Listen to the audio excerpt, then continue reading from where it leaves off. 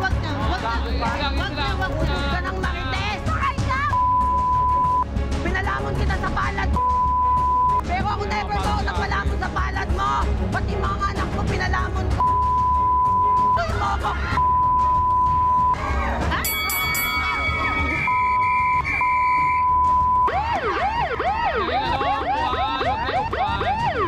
Wag na yung wala nang stocks na yan eh.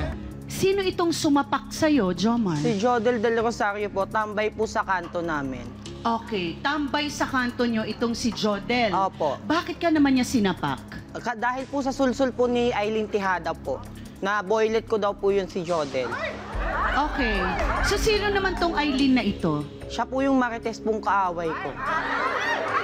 Pero kaibigan mo ito nung araw? Opo. Ito ay BFF mo, hindi Yes ba? po. Hindi ko lang po napaluwalan ng isang hulog sa arawan niya po. Inaway niya na po ako. Hindi mo napaluwalan sa isang hulog. Ano itong ibig sabihin na hindi mo napaluwalan sa isang hulog? Kasi everyday po may hinuhulugan siya. Minsan iniiwan niya po sa akin. Sa akin dinadaanan ng collector. Tapos nung araw po na yun, nung Friday, bago po magpasko, pupunta po yung collector sa amin, wala pong iniwan. So, hindi naman na po ako pwede mag-abono. Lagi na lang po ako nag-aabono sa kanya. Eh, hindi niya pa nga nababayaran po yung paluwal niya po sa akin. Ah, so dito ito nag-umpisa? Opo. Biglaan ka nalang sinira-siraan? Opo. Okay, pero totoo ba na boylet mo ito? Hindi po. Ay!